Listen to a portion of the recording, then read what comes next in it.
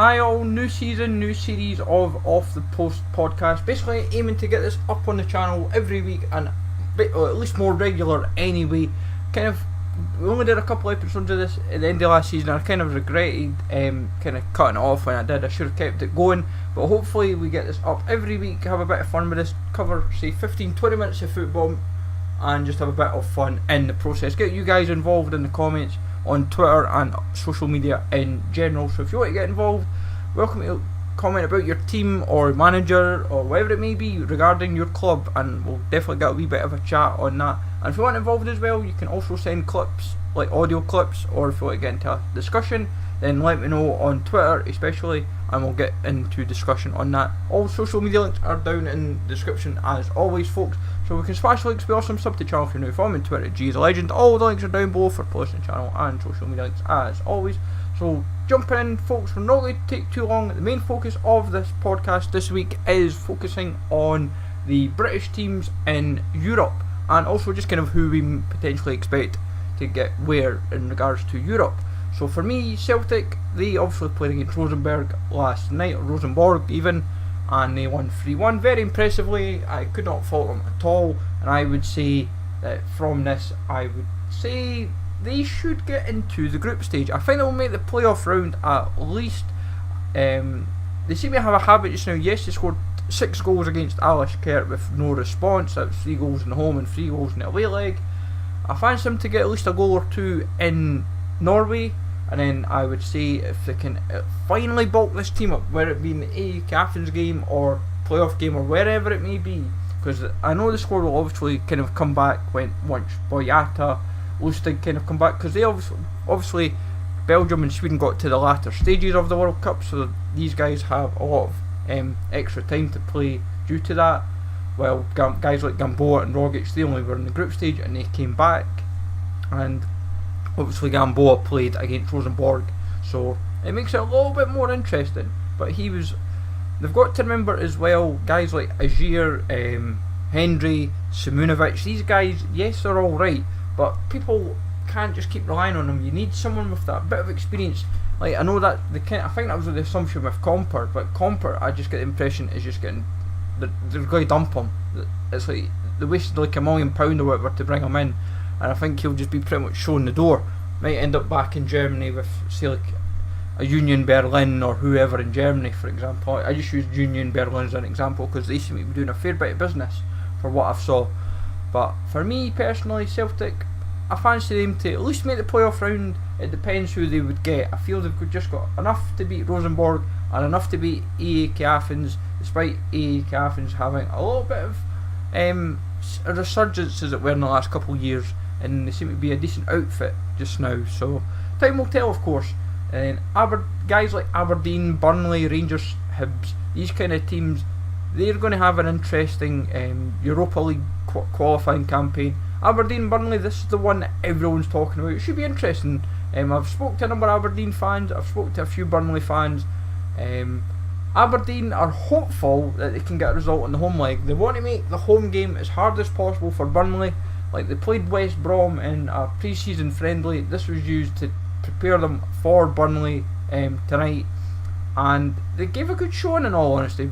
West Brom wasn't the strongest team they put out, but Aberdeen, for me, I fancy them to at least get a draw.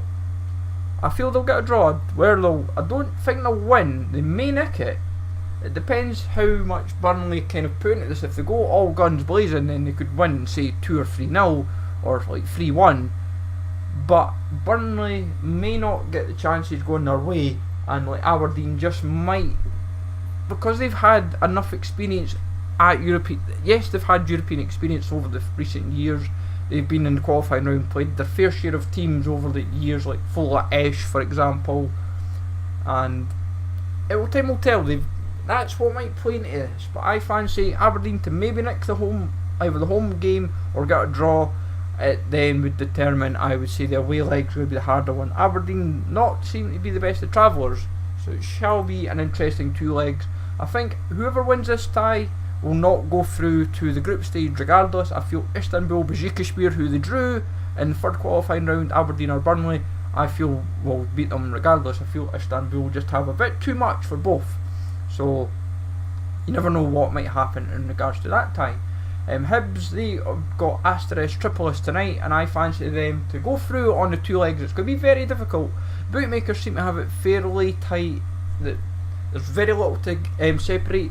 Asteras were 5th in the Greek League, and I would say, for me personally, I feel Canberra might just be up for this tonight. Guys like Canberra, Shaw, Malin, they might just go up a gear tonight. If the team is full guns blazing, all guns blazing, whatever, then I would say if they can run right tonight, and if the fans are giving a good energy and really giving it, I would say it might, because the Greeks have got some energy as well. Don't be surprised if you can see the flares. If you're at the Hibs game tonight, and if you're not even if you're in high flats or whatever it may be, and you can see Easter Road or Carlton Hill for example, don't be surprised if you can see the flares from like the Greek fans, because they have some energy. If you've ever been to a game with like whatever team it may be from Greece or that part of the world, it might be a Cypriot team or Turkish, whatever, they all have some energy, and the flares they bring is mental. I remember many years ago, Hibs versus AEK Athens, the energy in that game at Easter Road was something else, and don't be surprised if we see the same again between Hibs and Asteras. I feel Hibs will do enough at home. It determine. My big concern is away. Could we get a result away in Greece? I know we're going to, I think, send a lot of fans over, but for me as well, with the Mould versus the Albanian team, I've not quite nailed their name yet, so I ain't going to try it on here, but I feel Hibs would have, if they can beat Asteras, I feel they'll have enough to beat Molde, because that's who I think would go through. And I would say if we can get through to the playoff round, it helps the coefficient. This is what I've seen a lot of Celtic, Hibs fans, and a few Aberdeen fans as well. The Scottish coefficient needs boosted up. If we were to say get 2 wins here against Asteras, and then say 2 wins against say Mould, and then say Celtic get their wins, it suddenly boosts that coefficient up, and it makes it all the more interesting. That's just 2 teams in themselves. Then you've still got maybe the Aberdeen, who might get a result against Burnley, and then you've got Rangers, who have had their victories. Yes, they drew against Spooky, which hampered the coefficient a little bit, but Rangers, for me, might just have enough to beat a Osijek beat PSV Eindhoven home and away last season, and they were very impressive. I've watched some of the highlights of that game just to get an idea of the team, and I would say Rangers are going to have it very, very difficult. I believe Osijek lost to Austria Vienna in the next round, so it just kind of shows they can beat a very difficult team, but Austria Vienna, who maybe aren't as to the standard of say a PSV, or the assumption of that anyway, but Austria Vienna, who got to the group stage and have had a good run in Europe last year.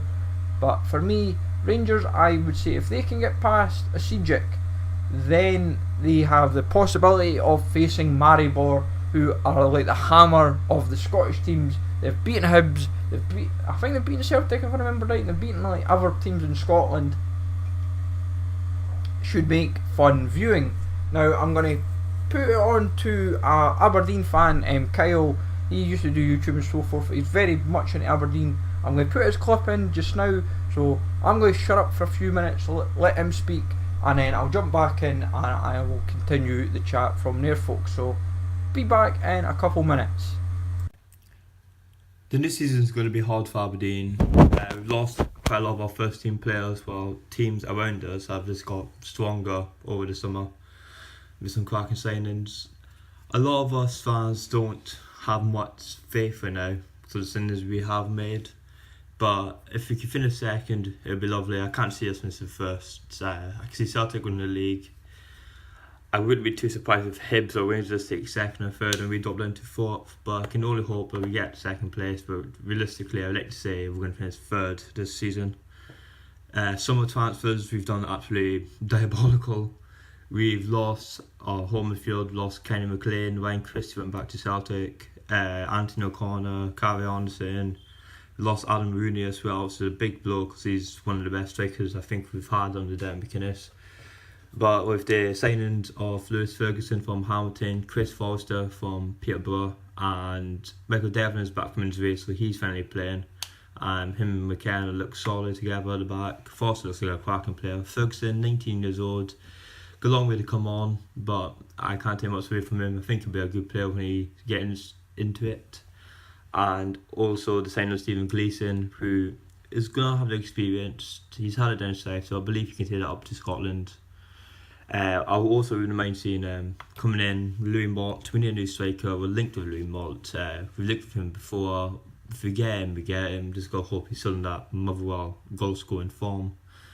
And we need a right back or left back. If we play Cine at left back, it's all fine, but we need someone to play, say, Logan, because he's past it. We'll stick back in Don Ball for the year, and if he plays like he did at the end of the season, then that'd be fantastic. European, we got Burnley.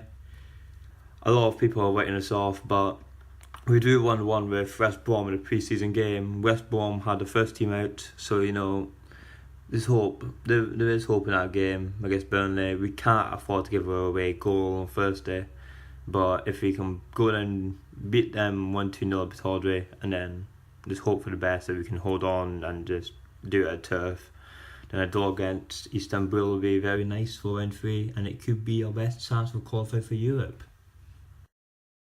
Cheers for that, Kyle. Definitely going to be interesting to see what happens with obviously like Celtic, Hibs, Aberdeen and Rangers from a Scottish perspective. Burnley as well, they might have a chance, but it's going to be fun. Like, I think the way this World Cup's kind of went and the way teams have been spending some serious money in England in particular, like Fulham, Wolves, the amount of money they've spent is mental and should be interesting. These guys might potentially even sneak into Europe for next season, and like, because obviously the assumption would be, they're just spending to stay up, but these kind of teams might sneak into Europe for next season, because obviously guys like Arsenal, they've got the Europa League, same for Chelsea, and then obviously Man City, Man United, Liverpool and Tottenham, these guys have got the Champions League.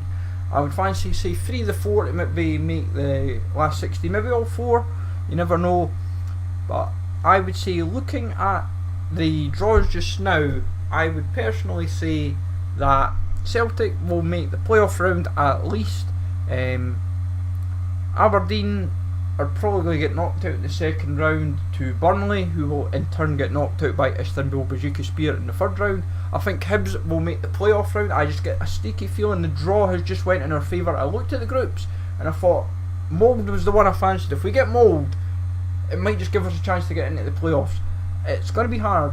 If we were to make the playoffs, I genuinely would love us to be in the group stage. I would love a European tour going round supporting Hibs for the games. It would be absolutely mental. But I'll be trying to get obviously the games for Mould or whoever we get anyway. I'll try and get the home game at least.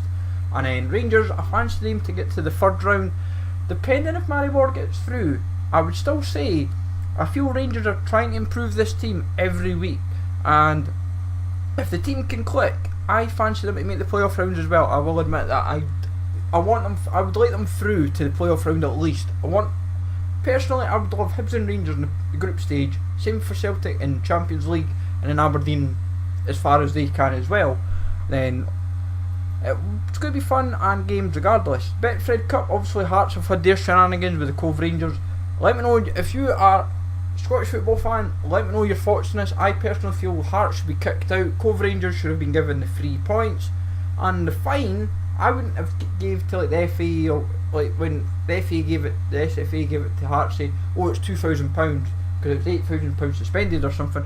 I'd have just said, right, £10,000 you have to give that to Cove Rangers as like an apology for basically trying to cheat, because at the end of the day, and also the rest of the teams in the group, I'd have just gave the 3 points to as well. Just said, right, 3-0 victories for everyone else in the group, made it fair and fun, because at the end of the day they're trying to make Hearts stay in the competition, which in all honesty, if you've cheated in a competition, if that was a Scottish Cup, you would be kicked out of the tournament. So it's kind of like double standards here, and I feel sorry for the Cove Rangers players and the fans who put a bloody good shift in that game. I've seen the highlights of it and they were very impressive.